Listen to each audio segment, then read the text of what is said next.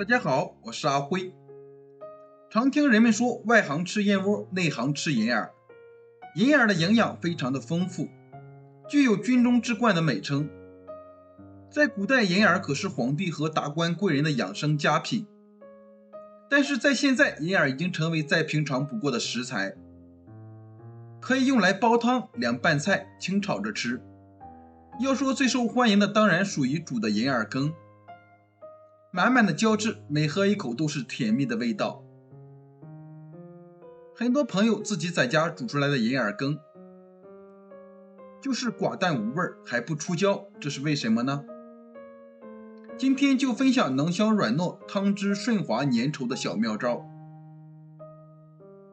首先准备一朵银耳放入碗中，倒入适量的清水。银耳说到底还是属于菌类，一般菌的食材都建议用凉水泡发，这和泡发干香菇、木耳是同等的道理。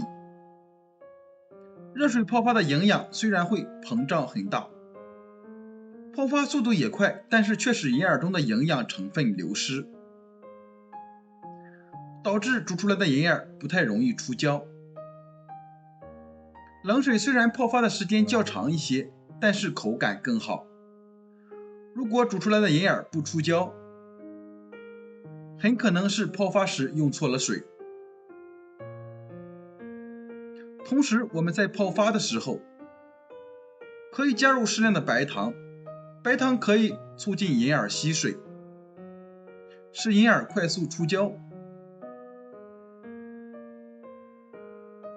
浸泡的时候，记得将银耳的根部朝上，这样才能保证银耳全部浸泡在水里面，这样里面的胶质才容易被熬煮出来。而且泡好的银耳煮起来时间也相对较短一些，所以浸泡时间一定在半个小时以上。下面碗中准备一小把枸杞、几颗大枣，再加入一勺面粉，倒入少许的清水。我们先把红枣和枸杞抓洗干净，抓洗1分钟左右，再加入清水，把红枣和枸杞表面的面粉清洗掉，尽量多清洗几遍。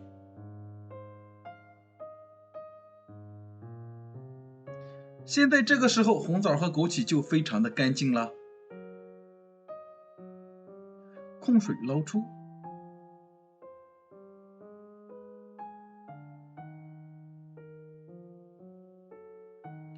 接下来用剪刀把红枣剪成小块。红枣营养非常丰富，红枣中的铁元素对于女性朋友来说非常友好，所以我们在每次熬汤的时候都可以加入几颗。全部剪好之后，先放一旁备用。再来看一下银耳已经完全泡开了，接下来就是清洗银耳。完整的银耳都是呈现菊花状或鸡冠状，表面看起来非常的密集。这时候很多人就是简单的清洗一下，单纯的清洗是肯定洗不干净的，所以就要将大块撕成小块。其实大家不知道，银耳一旦撕碎以后，表面大量的细菌就会进入到银耳的内部。虽然表面清洗干净了，但是肉眼看不到的地方已经布满细菌。正确清洗银耳的方法是将银耳放入容器里面，加入少许的食盐和面粉，把银耳抓洗干净。食盐可以有效的杀菌消毒，面粉可以吸附表面的杂质，这样清洗银耳才能更干净。一定多清洗几遍，把面粉完全清洗掉。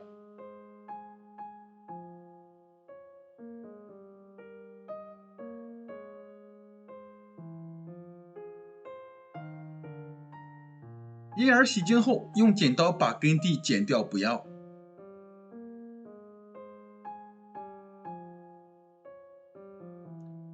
银耳炖煮的时候尽量撕成小块，越小越容易出胶，吃着口感也更好一些。因为银耳的胶质是从撕碎的叶片边缘流出来的，撕得越碎，与水的接触面积越大，煮的时候也更容易粘稠，撕成这样就可以了。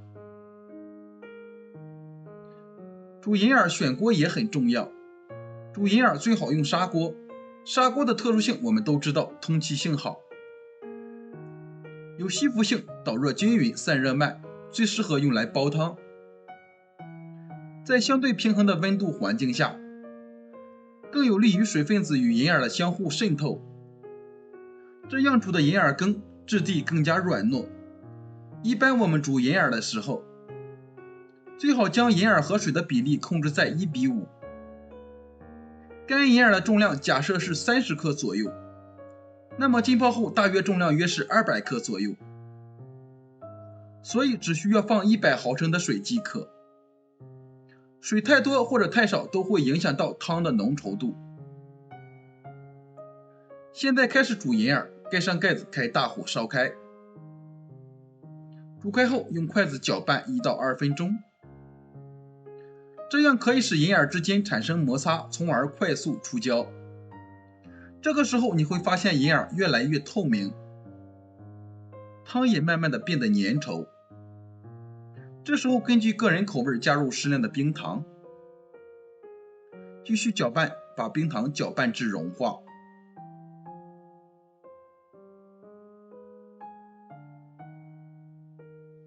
盖上盖子，用小火慢炖15分钟，期间也是用筷子不停地搅拌，这样有助于银耳快速出胶，汤汁也会变得更加浓稠。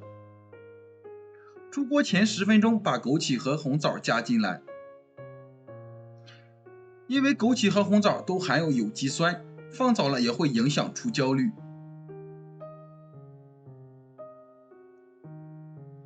最后我们可以少放一点食用盐，这样更能突出银耳羹的甜味儿。盖上盖子再煮10分钟，这样一锅浓浓胶质银耳羹就煮好了，每吃一口都是甜甜蜜蜜的。对于女性朋友而言可太友好了。喜欢喝银耳羹的朋友赶快收藏起来试试吧。